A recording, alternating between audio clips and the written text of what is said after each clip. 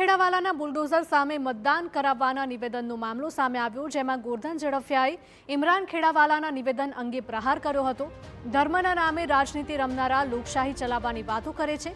Bulldozer ધર્મના આધારે નહીં, પરંતુ ગુનાહિત ઇતિહાસના કારણે ફરે છે। એમની જાતિનું વધુ મતદાન કરાવવા માટે અપીલ કરાઈ છે। અન્ય સમાજને આની સામે વધુમાં વધુ મતદાન કરવા માટે અપીલ।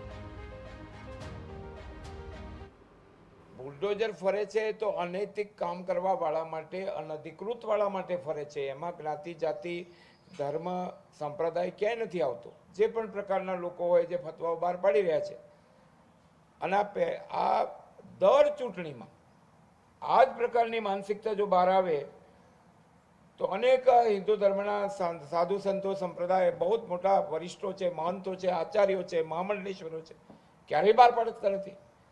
અને આમને જ બહાર પાડવાનું, અને આના આધારે રાજકારણ, આના આધારે ડેમોક્રેસી ચલાવવાની, તો બાકીના વર્ગે આના પરથી બોધપાઠ લેવો જ પડે અને કચકચાવીને મતદાન કરવું પડે।